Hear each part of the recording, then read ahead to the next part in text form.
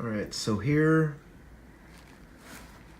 is a Catholic pastoral edition, and I always like to look, starting in Genesis, complete text translated from the original languages.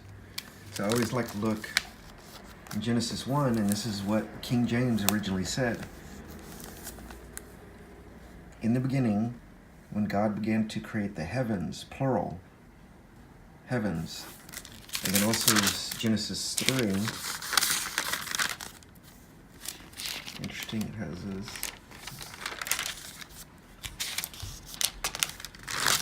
Genesis 3,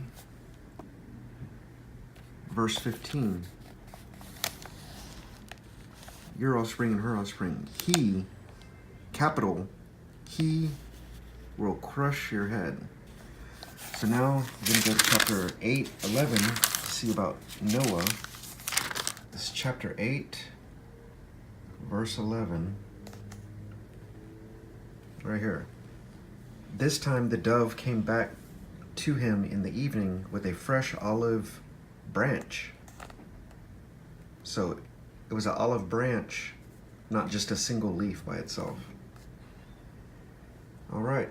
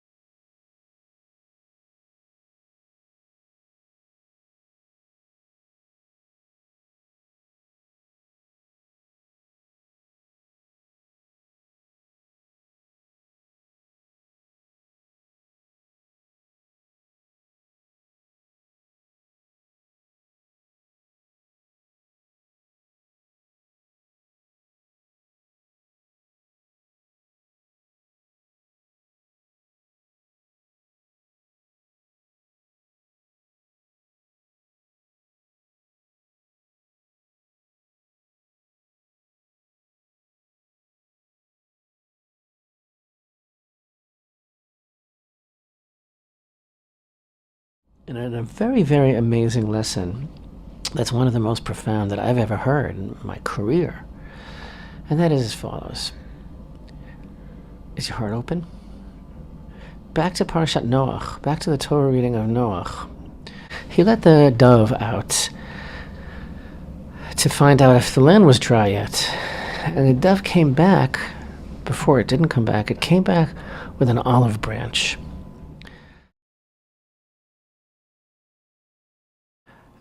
That branch, and he did cite a source, which I do have as well. That branch had olives on it. And Noah, he made olive oil from the olives on that branch. Mm-hmm. And that olive oil was put in a pach, in a container, in a cruse, in a vessel, and it was very, very precious. It was passed down. It was passed down to Shem. It was passed down to Avraham. It was passed down. It was the oil that Yaakov used to anoint the stone when he wake up after the dream. Yaakov goes back for it. Yeah, because he was so concerned with his family's safety, he almost forgot it. He goes back for it, though. And when he was trying to get it, that's when he was attacked. Oh my gosh.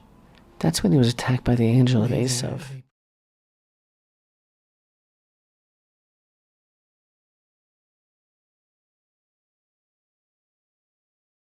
That's when he was attacked. Oh my gosh. That's when he was attacked by the angel of Esav. Over as Idolaters. exactly. You're getting it. You see the spin. I see you shaking all over. That was the precursor right there. It was Shaken. it was the prototype. It was the template of the setting of this pattern into history. That's why he was attacked by Esav's angel. And then that oil is the one that lit up the night of the Greek exile.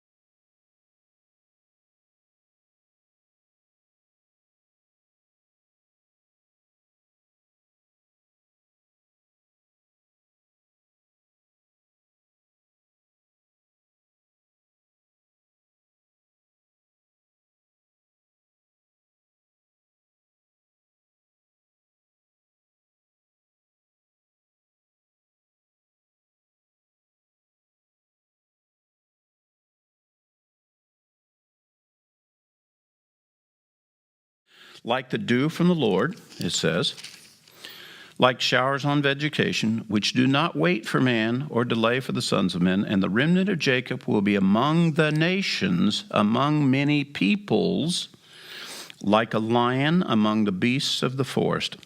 like a young lion among flocks of sheep. When he passes through, tramples down and tears, and there's no one to rescue. Your hand will be lifted up against your adversaries, and all your enemies will be cut off.